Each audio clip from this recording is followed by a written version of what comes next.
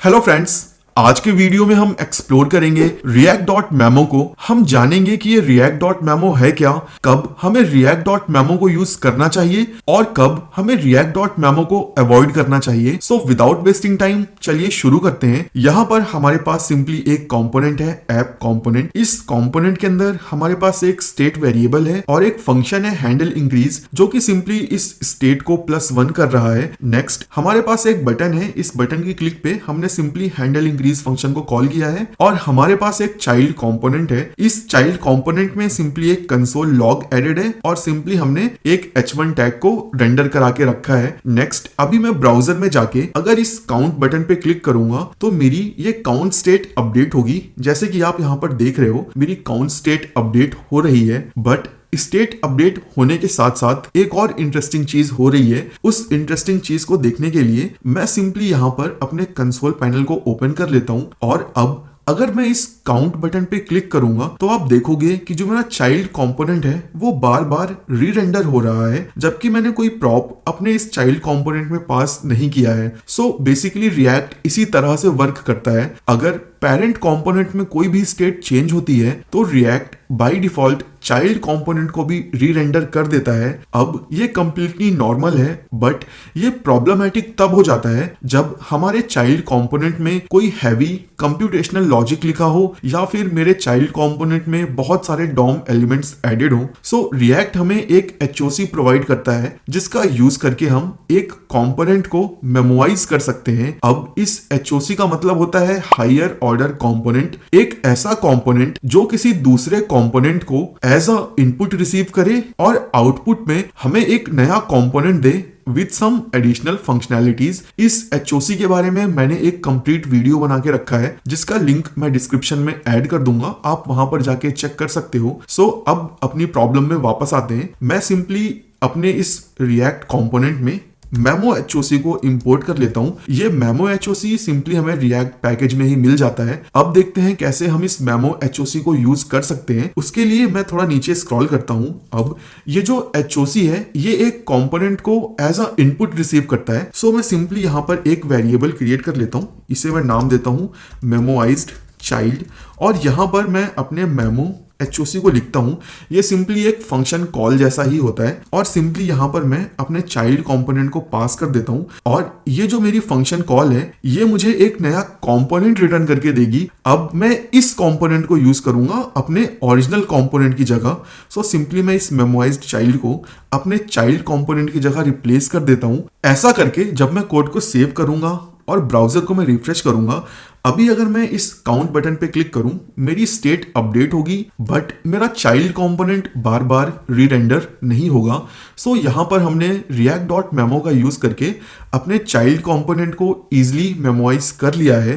अब यहां पर React.memo के कुछ डाउन साइड भी हैं। जो सबसे पहला डाउन साइड है वो ये कि React.memo बस प्रिमिटिव प्रॉप्स पे वर्क करता है। प्रिमिटिव प्रॉप्स जैसे नंबर, स्ट्रिंग, बूलियन, अगर हम ऐसे data types as a prop pass करते हैं तब तो React.memo अच्छे से वर्क करता है, बट अगर हम ऑब्जेक्ट, एरेज या फिर फंक्शन को एज अ प्रॉप पास करते हैं तो React.memo वर्क नहीं करता है। ये हम एक एग्जांपल के थ्रू समझते हैं। मैं अपने इस मेमोराइज्ड चाइल्ड कंपोनेंट में सिंपली एक रैंडम प्रॉप पास करता हूँ p और इसकी वैल्यू मैं एक एम्प्टी एरे रखता हूँ। ऐसा करके अगर मैं कोड को सेव करूंगा, ब्राउजर को रिफ्रेश करूंगा और अपने इस काउंट बटन पे क्लिक करूंगा तो आप देखोगे मेरा जो चाइल्ड कंपोनेंट है वो अब बार बार री रेंडर हो रहा है, जबकि मैंने अपने चाइल्ड कंपोनेंट को मेमो HOC में रैप किया है। सो ये एक डाउन साइड है React.memo HOC का।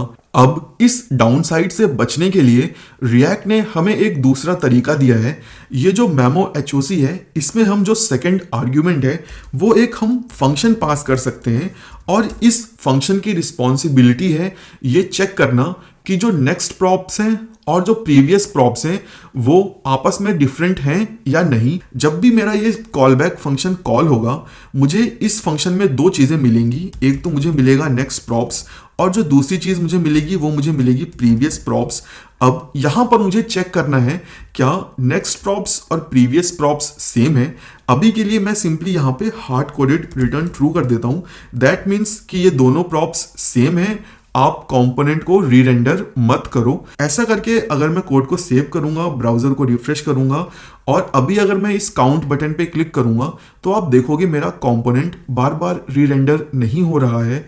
बट अगर मैं यहां से रिटर्न फॉल्स कर देता हूं, दैट मीन्स कि दोनों प्रॉप्स आपस में डिफरेंट हैं। अभी अगर मैं कोड को सेव करूं और ब्राउजर को मैं रिफ्रेश करूं और अभी अगर मैं काउंट बटन पे क्लिक करूंगा तो आप देखोगे मेरा जो चाइल्ड कंपोनेंट है वो बार बार री रेंडर हो रहा है। सो जब भी आप react.memo का यूज करो, अगर आप फंक्शन, एरे या फिर ऑब्जेक्ट को एज अ प्रॉप पास कर रहे हो तो ये आपकी रिस्पॉन्सिबिलिटी है कि आप ये कस्टम फंक्शन इंप्लीमेंट करो और आप खुद से चेक करो कि दोनों प्रॉप इक्वल हैं या नहीं। सो ये था react.memo का डाउन साइड और आप कैसे उस डाउन साइड से ओवरकम कर सकते हो।